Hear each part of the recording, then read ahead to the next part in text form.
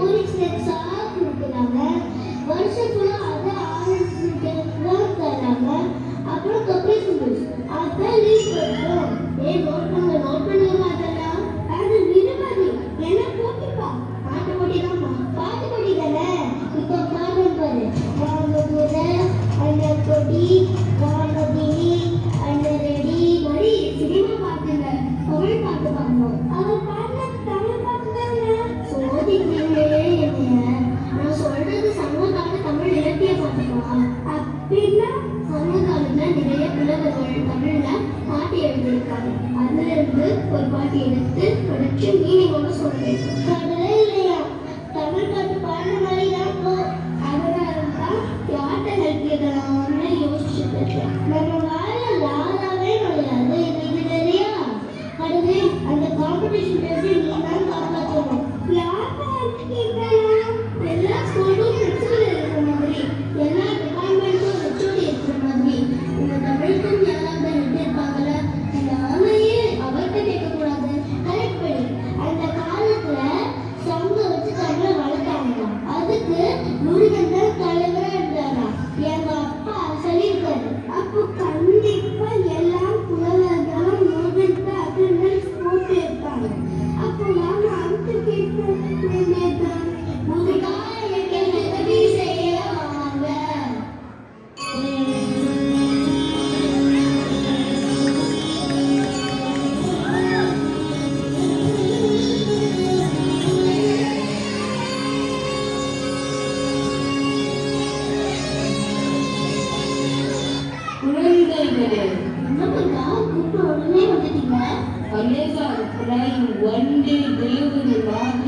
ஒரு செகண்ட்ல டெலிவர் ஆகிட்டேன் உங்களுக்காக.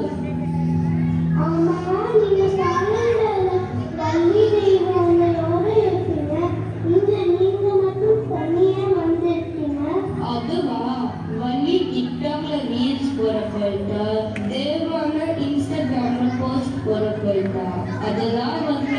சரி, என்ன எதுக்கு கூப்பிட்டீங்க? தமிழ் பள்ளியில தமிழ் இலக்கிய பாட்டு போட்டி நடக்குது. எங்களுக்கு ஒரு பாட்டும் அதுக்கு மீனிங்கோ வேணும். நீங்க தான் தமிழ் சங்கம் பிரின்சிபல் ஆச்சு, அதான் எது கூப்பிட்டோம். சரி, எத்தனை அடியில வேணும்? ஏற்கனவே வீட்டுல வாங்குற அடி எல்லாம் பக்காவா, கொஞ்ச நேரம் அடி வாங்குவோம். அப்படின்னா எத்தனை அடியில வேணும்னு கேட்பேன். ஓ அப்படியா? உனக்கு 4 அடி வேணும். எனக்கு 2 வரி போதுப்பா, இதுவே எனக்கு ஜாஸ்தி. சரி, நீங்கள் கேட்ட அடியில் பாட்டு எழுதிய புலவர்களுக்கு நான் சொல்கிறேன். நீங்கள் தனித்தனியாக போய் அவர்களை பார்த்து பாடலை தெரிந்து கொண்டு மீண்டும் என்னை சந்திக்க வாருங்கள். சரி முருகா.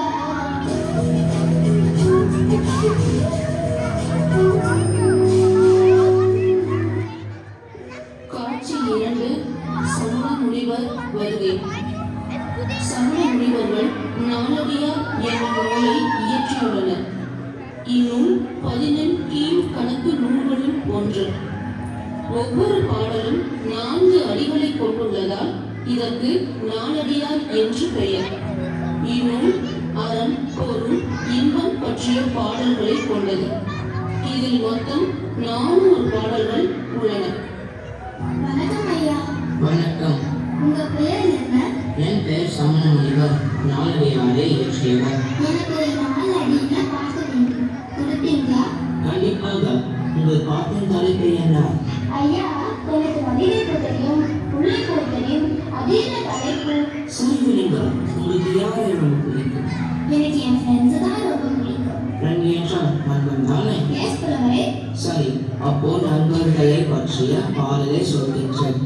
கருப்பு வந்து கற்றறிந்தார் கேண்மை ஞான்றும், கருப்பு வந்து கற்றறிந்தார் கேண்மை ஞான்றும், குருத்திற்கு கரும்பு தின்றற்றே, குருத்திற்கு கரும்பு தின்றற்றே, குருத்திற்கு எதிர்சலத்தின் ரன்ன பகைத்தரோ, குருத்திற்கு எதிர்சலத்தின் ரன்ன பகைத்தரோ, என்றும் மதுரம் இல்லா தொடர்பு, என்றும் மதுரம் இல்லா தொடர்பு. பாட்டெல்லாம் நல்லா தான் இருக்கு. ஆனா இதுல ஃப்ரெண்டை பத்தி என்ன இருக்கு? இதன் பொருள் என்னவென்றால், கரும்பை நுனி பகுதியில் இருந்து அடிப்பகுதி நோக்கி கடித்து தின்று கொண்டே சென்றால் போக போக இனிப்பு அதிகமாகும்.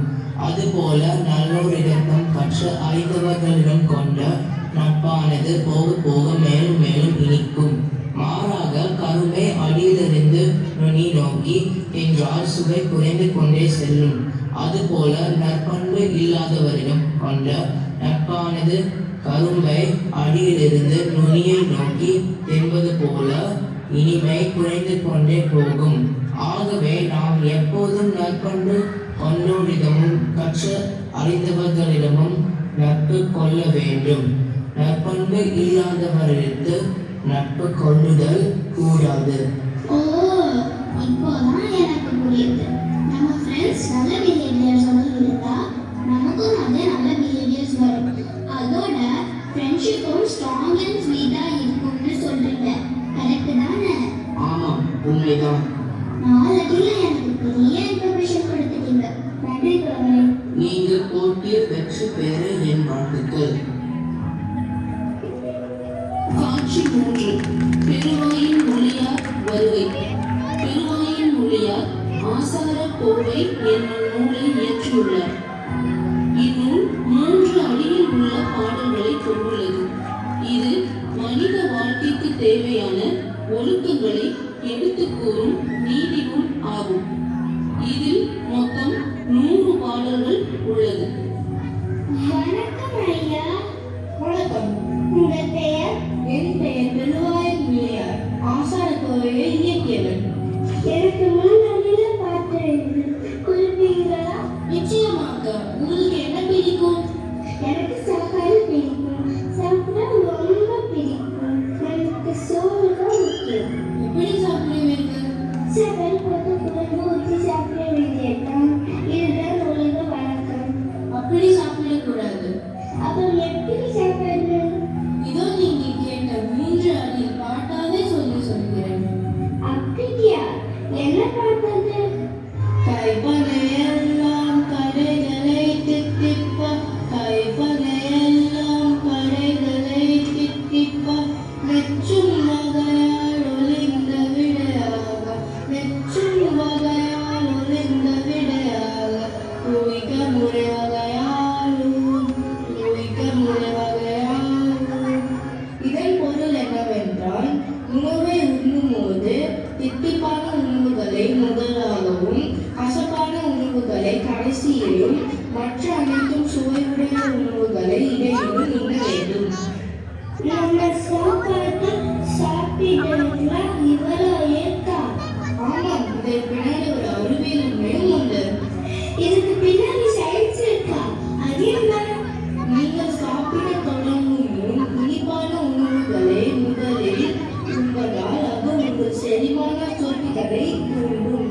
பின்பு செரிமான சுரப்பிகள் வேகமாக செயல்பட்டு நீங்கள் சாப்பிட உணவை சீக்கிரம் ஜீரணிக்க உதவுகிறது.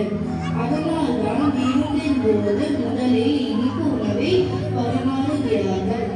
இன்ட்ரெஸ்டிங். தமிழோடு சேர்த்து அறிவியல் உண்மையும் இந்த 3 வயிற்றுள்ள சொல்லி இருக்கீங்க. You are great. இது மட்டும் இல்லை, தண்ணீர் குடிக்கும் முறை, தூங்கும் முறையும் இன்னும் நிறைய இருக்கு. ஓ, இவ்வளோ இன்ஃபர்மேஷன் இருக்கா? இன்னைக்கு போய் நான் ஆசார கோவையை படிக்கிறேன். நல்லது, வெற்றி உங்களுக்கு.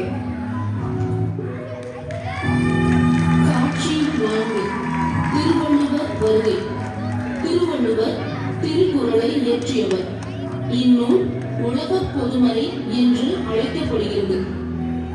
இதில் மொத்தம் 133 அதிகாரமும் 1330 குறட்பாக்களும் உள்ளன.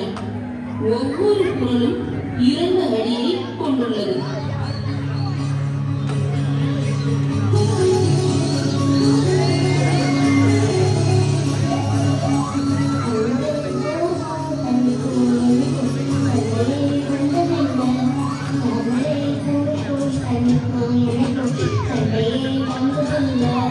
வணக்கம் ஐயா. வணக்கம். உங்கள் பேர்? என் பேர் திருவள்ளுவர். நான் தான் திருக்குறளை இயக்கியவன். என் நேரடியில். ஓ, அப்ப நீங்க பாவம் திட்டம்னு சொல்லுங்க. இருக்கலாம். பல்ல எந்த வருஷம் வைக்கணும்? அடக்கடுது. இப்படி திடீர்னு கேட்டா என்ன சொல்லுவேன்? சரி, இப்ப ட்ரெண்டிங் இருக்கு. தாமரை பூ தண்ணிக்கும் பாட்டுற வரையவே சொல்லிடுவோம். ஐயா, எனக்கு தாமரை பூ மற்றும் தண்ணி இதை வச்சு ஒரு 2 வரியில பாட்டு சொல்லுங்க. வெள்ளா கணைய மலர் நீட்டம் மாதளம் வெள்ளா கணையத உயர்ந்த வெள்ளா கணைய மலர் நீட்டம் மாதளம் வெள்ளா கணையத உயர்ந்த. ஐயா, 2 அடியில பாட்டு நல்லா இருக்கு. அதோட அர்த்தம் என்ன? இதன் பொருள் என்னவென்றால் தண்ணீரின் அளவுதான் அதன் மலர்ந்துள்ள தாமரை பூவை மேலும்.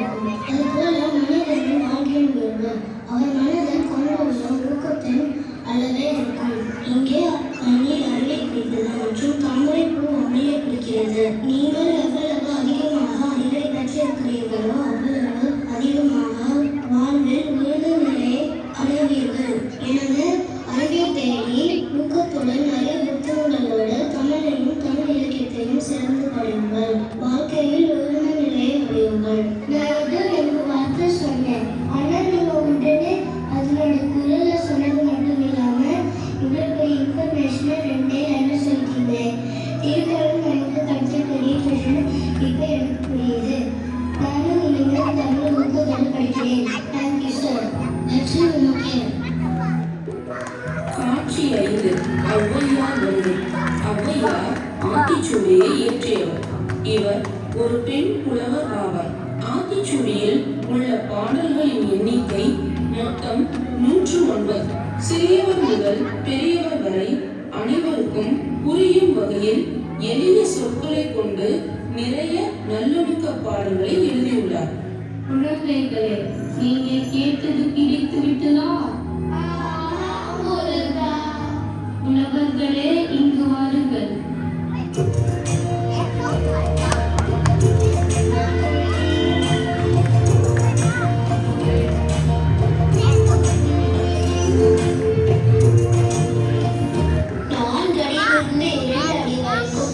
அறிவார்ந்த வரிகள் மற்றும் ஆழமான பொருள்கள் புலவர்கள் எல்லாம் மிகவும் அருமை. இதுக்கு மேல என்ன இருக்க முடியும்? இதுக்கு மேல ஒரு அடியில கூட பாட்டு இருக்கு குழந்தைகளே. என்னது? ஒரு அடியில கூட பாட்டு இருக்கா? யாரு எழுதுறா? என்ன பாட்டு? இது எழுதினது ஒரு பாட்டி. பாட்டி பாட சொல்லுவாங்க நான் கேள்விப்பட்டிருக்கேன். பாட்டி பாட்டு கூட எழுதுவாங்களா? யார் அது? அவ்வை பாட்டி, இங்க வாருங்கள்.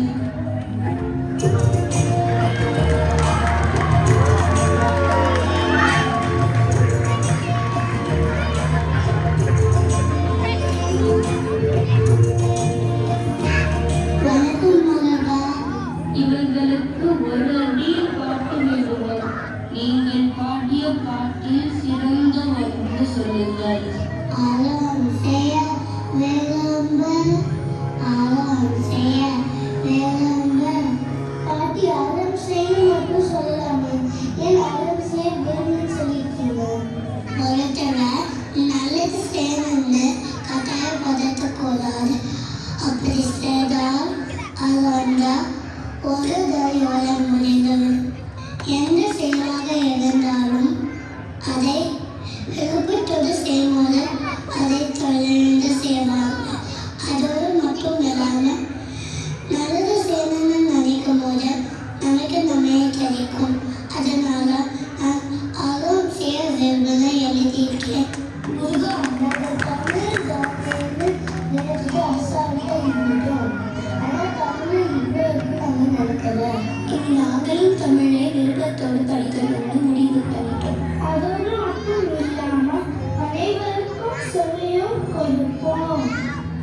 குழந்தைகளே, தமிழ்தானே என்று படிக்காமல் தமிழ் தேனே என்று படியுங்கள். தேன் எப்படி நாவிற்கு இனிமையையும் உடலுக்கு வலிமையையும் தருகிறதோ, அதே போல் தமிழ் படிப்பதற்கு இனிமையாகவும் வாழ்வதற்கு தேவையான வழிமுறைகளையும் தருகிறது. ஆகவே தமிழ் கற்று அனைவரும் வாழ்வாங்கு வாழ்வீர்களாக.